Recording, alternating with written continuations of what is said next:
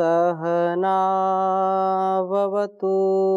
सहनौ भुनक्तु सह वीर्यं करवावहै तेजस्विनावधीतमस्तु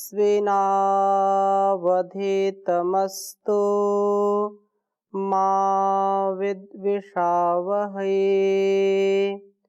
ओम शांति शांति शांति।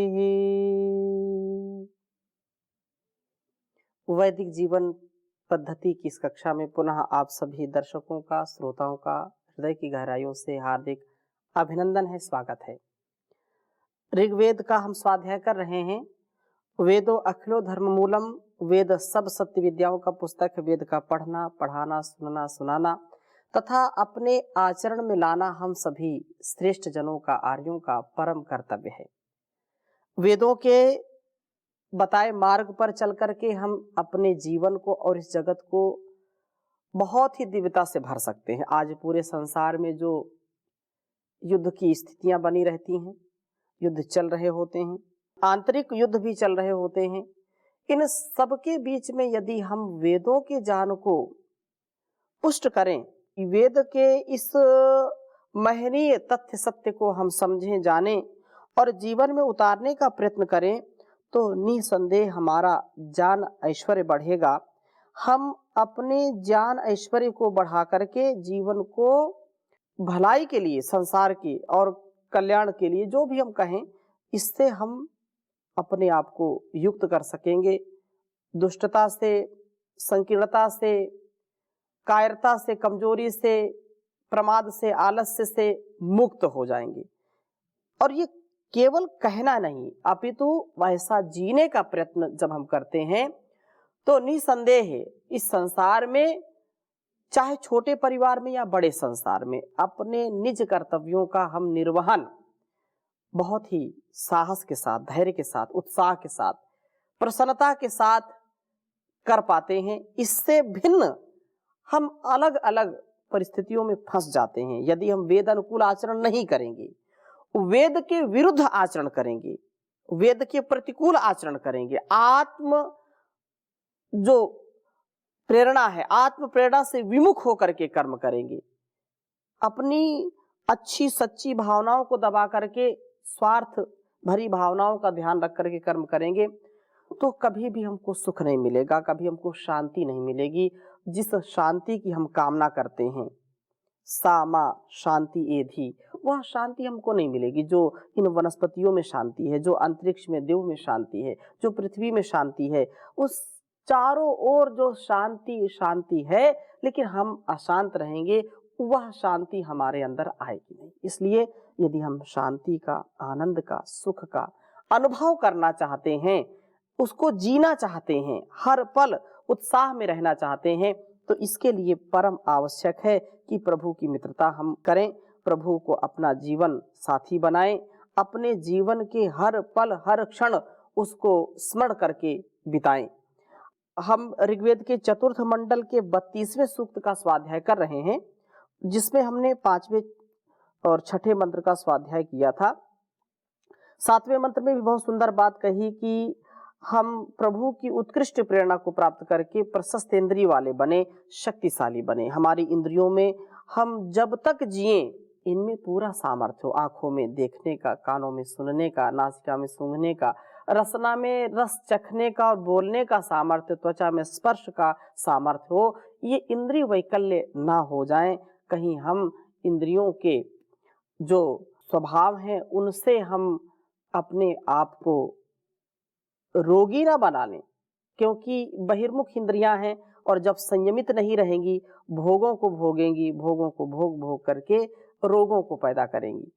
इसलिए हम संयमित जीवन जिए। स्तोता के लिए ज्ञान ऐश्वर्य का प्रापण हो, तो कहा कि 8वें मंत्र में कि परम ऐश्वर्यशाली प्रभु, हम आपका स्तवन करते हैं और आप हमारे लिए ज्ञान ऐश्वर्य को प्राप्त कराइए, क्योंकि ज्ञान विहीना सर्वमतेन भजति न मुक्तिम जन्म सतेन। जन्म से लेकर के मृत्यु पर्यंत यदि कोई हमको ऊपर उठाने वाला है, इन भोगों से, रोगों से, इस संसार की कुटिलताओं से, इन संसार की उलझनों से यदि कोई उठाने वाला तत्व है तो वो है ज्ञान तत्व, वह है विवेक, वह है कल्याणी वेद वाणी का उपदेश, संदेश और आदेश। 9वें मंत्र में भी बहुत सुंदर बात कही है कि मैं ज्ञान ऐश्वर्य को प्राप्त करूं, इन सभी जो दुर्गुण है, दुर्व्यसन है, इनसे मैं बचूं।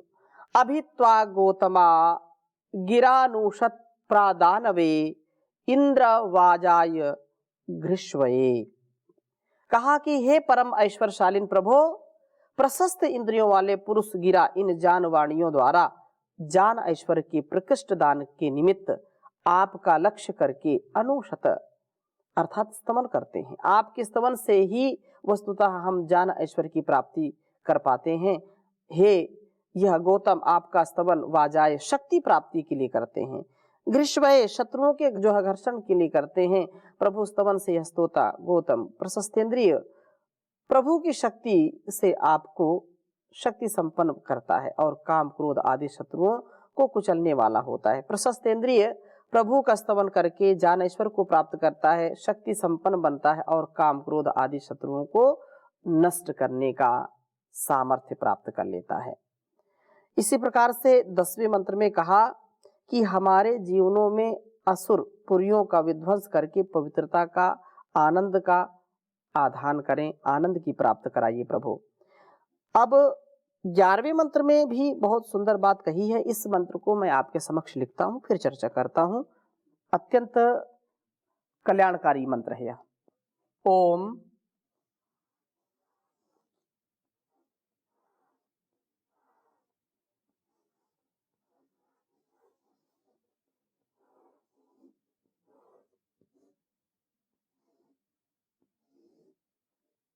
ता ते गृणन्ति। ओम ता ते गृणन्ति।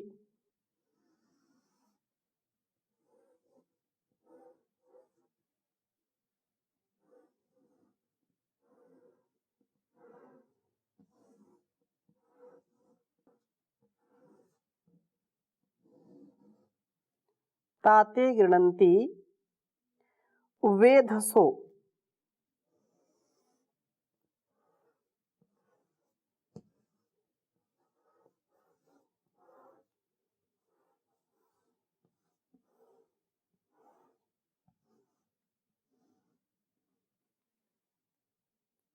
यानी चकर्थ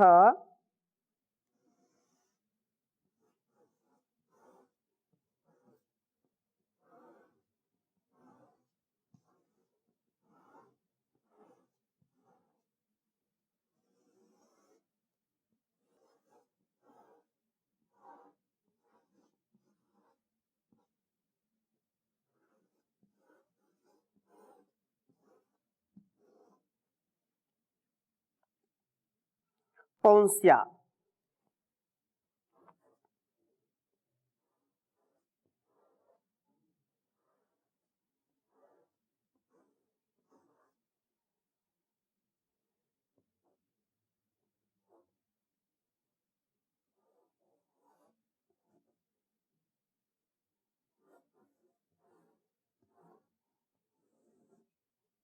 यानी चकर्थ पौंस्य सुतेष्विंद्र गिर्वणः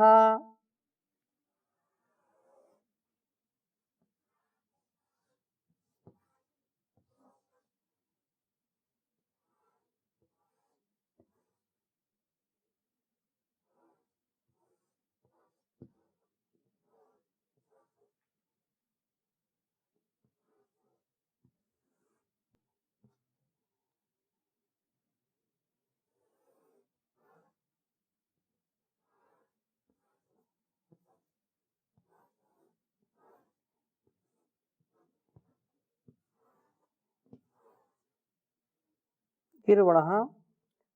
ये ऋग्वेद के चतुर्थ मंडल के 32वें सूक्त का 11वां मंत्र है।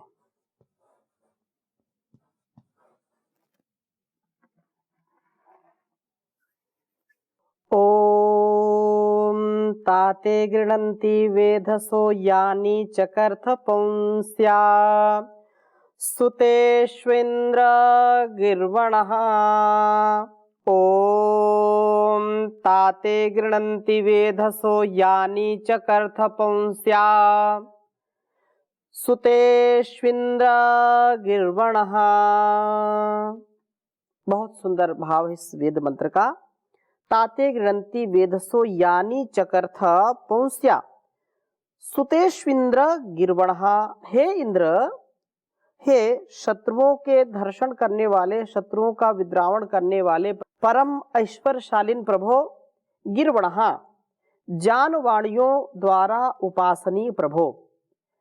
सुतेषु सोम का अर्थात वीर शक्ति का संपादन करने पर, यानी जिस पौंस्याम शक्तिशाली कर्मों को चकर्था आप करते हैं, वेधसः जानी पुरुष ते आपके उन शक्तिशाली कर्मों को गृह्णन्ति स्तुत रूपेण, जो स्तुति रूप में कहते हैं।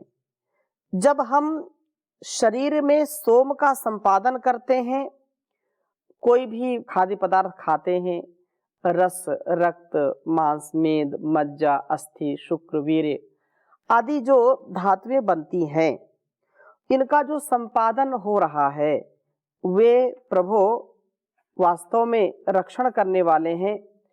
वही हमको इस सामर्थ्य और शक्ति को प्रदान करने वाले हैं।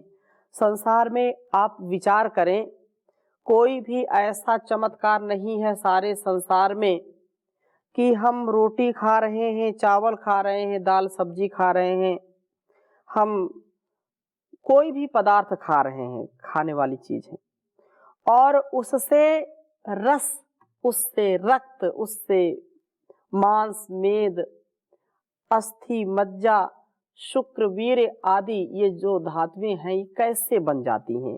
ये कौन कर रहा है? वह जो सबसे महनीय, जो सबसे महान है, वह भगवान जिसने इस सारे जहान को और इस इंसान को बनाया है, वह इतना अद्भुत विज्ञान इस शरीर में व्यवस्थित किया है, इतनी बड़ी फैक्ट्री लगाई है इसमें। कोई भी संसार में बड़ा बड़ा लोग जो है बोलते हैं, बहुत बड़ी चर्चा करते हैं, ये हमने ऐसा कर लिया, वैसा कर लिया, और पूरी दुनिया में एक बहस चल रही है।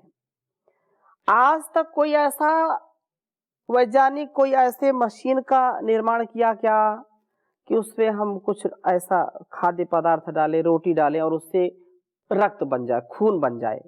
ऐसा कोई पदार्थ, ऐसा कोई सामान, ऐसा कोई यंत्र आज तक दृष्टिगोचर अभी कम से कम मेरी जानकारी में नहीं है। तो परमात्मा ये इतना अद्भुत शरीर बनाया है, इतना अद्भुत इसकी संरचना की है, और उससे फिर हमको शुक्र, वीर्य की जो उपलब्धि होती, जो संपादन होता है, तो प्रभु की व्यवस्था के अनुसार न केवल यह हमारे शरीर में इसका उत्पादन हो रहा, हमारे शरीर में इसका संचार हो रहा है, निर्माण हो रहा है, अपितु इसके निर्माण से, इसके पालन से हमारे अंदर के रोग दोष भी समाप्त हो जाते हैं। जो व्यक्ति ब्रह्मचर्य का पालन करता है, जो व्यक्ति अपनी इंद्रियों पर नियंत्रण रखता है, जो अपने सामर्थ्य को अर्जित करना चाहता है, दीर्घ आयुष्य को प्राप्त करना चाहता है, वह निसंदेह परमात्मा की कृपा से जितेंद्रिय बन करके अपने वीर की रक्षा करे, और यही यम, नियम, आसन, प्राणायाम, प्रत्याहार, धारणा, ध्यान, समाधि, अहिंसा, सत्य, स्तेय, ब्रह्मचर्य, अपरिग्रह, ये जो स्थितियां हैं, इससे ही हमारा जीवन श्रेष्ठ बनेगा। और ब्रह्मचर्य प्रतिष्ठायाम वीर लाभः, जब ब्रह्मचर्य की हम प्रतिष्ठा को प्राप्त करेंगे, ब्रह्मचर्य में हम स्थित रहेंगे, तो उससे असीम उत्साह का, असीम हमारे अंदर सामंजस्य का, असीम दिव्यता का हमारे अंदर आधान होता है, और उससे हम इस समस्त लोक को भी तृप्त कर देते हैं। हम तो स्वयं तृप्त होते ही होते हैं, हम निरोग रहेंगे, मन से भी, तन से भी, हम हर प्रकार से अपने शरीर के मन के रोगों को दूर करने का प्रयत्न करते हैं और निरोग रहते हैं, मानसिक तौर से भी और शारीरिक तौर पर भी। परंतु केवल अपने में ही रमण नहीं करते, अपितु इस संसार की जो भी दुर्गुण, दुर्व्यसन, दुर्व्यवहार की स्थितियां हैं और शत्रुवत जो हमसे व्यवहार करते हैं या हमारे लिए शत्रुवत हैं, उनका हम डट कर के मुकाबला कर पाते हैं, हम संघर्ष कर पाते हैं, क्योंकि जीवन संपूर्ण संघर्ष ही है। और संघर्ष में वही व्यक्ति विजयी होता है जो जितेंद्रिय होता है, जो अपने ज्ञानी पुरुष प्रभु से प्राप्त शक्ति का ह्रास नहीं करता, शक्ति का संचय करता है और वह शक्तिशाली बनकर के कर्मों का अनुष्ठान करता है। कुछ लोग ऐसे होते हैं जो शक्ति का संपादन तो करते हैं, शरीर बनाते हैं, बलिष्ठ होते हैं, लेकिन वे दूसरों को पीड़ा देते हैं। वे दूसरों के ऊपर अपना आधिपत्य स्थापित करने के लिए ताकतवर बनते हैं या बलवान बनते हैं, शरीर को दिखाने के लिए, प्रदर्शन के लिए ऐसा करते हैं और मन में ऐसी पवित्रता नहीं होती, प्रेम नहीं होता, करुणा नहीं, और वो अलग अलग दृष्टि से अपने अपने स्वार्थ की सिद्धि करते हैं। ऐसे लोग कभी भी अपने वासनाओं पर विजय नहीं प्राप्त कर सकते, अपने अस्तित्व को कभी दिव्य नहीं बना सकते। लेकिन वास्तव में जो वैदिक जीवन जीते हैं, वैदिक ज्ञान के अनुसार जीवन जीते हैं, वही अपने तन और मन और वतन को सब बनाते हैं, इंद्रिय होते हैं। तो यह प्रार्थना इसमें कही है कि प्रभु की व्यवस्था के अनुसार न केवल रोग क्रमियों का ही संहार होता है, अपितु वासनाओं का विनाश होकर के मन भी पवित्र हो जाता है। और मन यदि पवित्र है तो मन चंगा, तो कहते हैं कठौती में गंगा।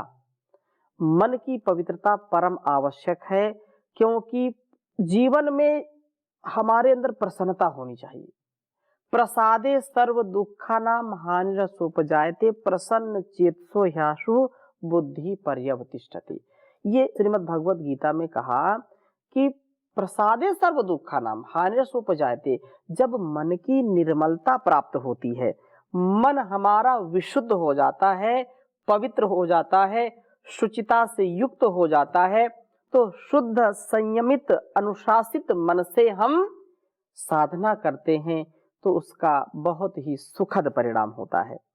तो मन की साधना परम आवश्यक है वासना पर विजय प्राप्त करने के लिए। और जब मन पवित्र होगा, तो मन पवित्र है तो दुख हमको छू भी नहीं सकते। जिसके मन में मलिनता है, जिसका मन दूषित है, जिसके मन में स्वार्थ है, जिसके मन में संकीर्ण विचारधारा है, वह दुखी होता रहेगा, ग्लानि में जीता है, संशय में जीता है, भय में जीता है, अभय नहीं हो पाता, गफलत में रहता है वह। तो गफलत से दूर होने के लिए प्रसन्न रहें, व्यस्त रहें, मस्त रहें, स्वस्थ रहें, यही जीवन जीने की कला है। तो उस समय हम स्वभावतः प्रभु का स्तवन कर उठते हैं। कितनी ही अद्भुत उस प्रभु के द्वारा होने वाली रचना का व व्यवस्था का हम अनुभव कर पाते हैं। ज्ञानी पुरुष प्रभु से किए जाने वाले शक्तिशाली कर्मों का स्तवन करते हैं और अपने अंदर सोम की अद्भुत महिमा को देखते हैं, क्योंकि परमात्मा की व्यवस्था के अनुसार सांसारिक जो उलझने हैं, उन उलझनों के लिए क्या आवश्यक है? एक तो आवश्यक है कि हम स्वाध्याय करें, स्वाध्याय के साथ ज्ञान की प्राप्ति करें, और ज्ञान की प्राप्ति से हमको प्रभु की जो सत्ता और उसकी जो व्यवस्था है उसका बोध होता है। उसका जो श्रेष्ठतम, उच्चतम, जो सर्वोत्तम कर्म है, अर्थात वो जो रचना कर रहा है निरंतरता के साथ, उसको हम समझ करके उसके प्रति कृतज्ञ हों, उसकी भक्ति से हमारा मन परिपूर्ण हो और उसकी शक्ति हमारे अंदर स्थापित हो, हम भक्ति के साथ उसको स्मरण करें, तो अंदर हमारे ब्रह्मचर्य का भी आधान हो और हम प्रभु की महिमा को देखें चारों ओर, जो इस सारे संसार में दिखाई पड़ रहा है। प्रभु का प्रिय बनना, ये जो है हमारा परम लक्ष्य होना चाहिए कि हम प्रभु का प्रिय आचरण करें। प्रिय आचरण का तात्पर्य क्या है? उसकी आज्ञा के अनुसार जीवन को जीना और यश प्राप्त करना, वीरता से, धीरता से, गंभीरता से युक्त होना। तो कहा, ओम अविवृधंता गौतमा इंद्र त्वेस्तोम वाहसः एषूधा वीर वद्यशा। ओम अविवृधंता गौतमा इंद्र त्वेस्तोम वाहसः एषूधा वीर वद्यशः। कहा कि परम ऐश्वर्यशालीन प्रभु गौतमा, प्रशस्तेंद्रिय प्रभु, अविवृधनता आपका अत्यंत वर्धन करते हैं। ये गौतम त्वे आप में स्तोम वाहसः, स्तोमों का धारण करने वाले होते हैं। वस्तुतः प्रभु का स्तवन ही इन गौतमों की सर्वांगीण वृद्धि का कारण बनता है। ईशु इन स्तोताओं में, हे प्रभु, आप वीरवत, वीरता से युक्त, यशा, यश को आधाह अर्थात सर्वथा स्थापित करिए, इनको वीर बनाइए और यशस्वी कर्मों वाला करिए। कहने का आशय क्या है कि प्रभु स्तवन से वीरता युक्त यश प्राप्त होता है, स्तोता वीर बनता है और यशस्वी कर्मों को करने वाला होता है। प्रभु की उपासना, प्रभु की भक्ति, प्रभु के द्वारा बताए गए मार्ग में चलना, उसका प्रिय आचरण करना, यही हमारे लिए उत्तम है। इसलिए कण कण में वह परमात्मा बसा हुआ है। हर क्षण हम उसका ध्यान करें, उसका चिंतन करें। जब हम श्रेष्ठ कर्मों में लगेंगे तो श्रेष्ठ हमको फल मिलेगा, और यदि हम गलत कर्मों में लगेंगे तो हमको अशुभ, जो गलत है वो गलत फल मिलेगा, हमारे लिए जो कल्याणकारी नहीं है। इसलिए हम इसको समझें।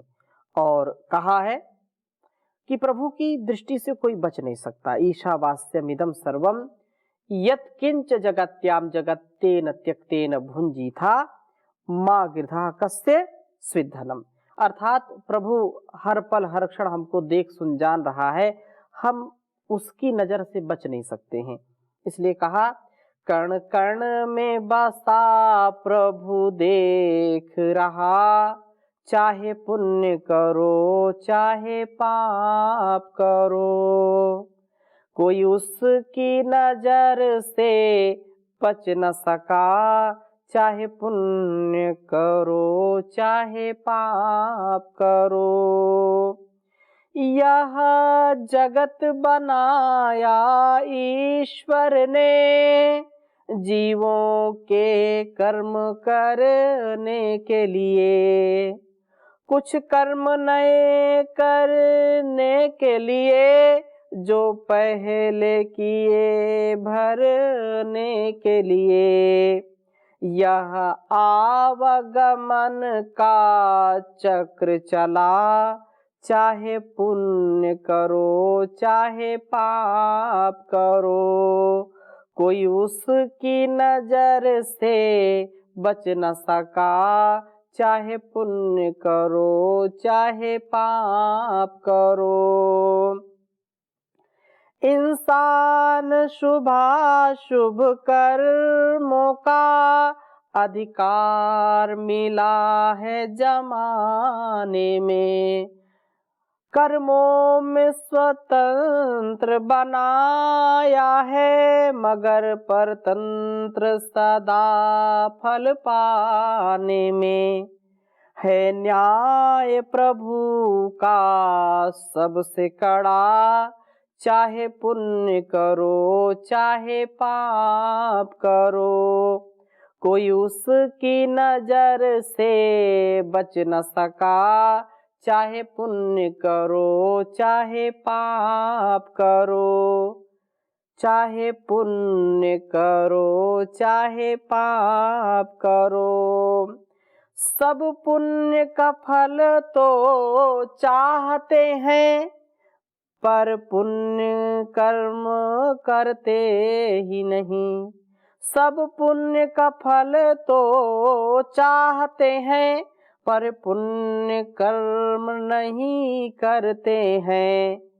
फल पाप का लोग नहीं चाहते, जिसमें दिन रात विचरते हैं।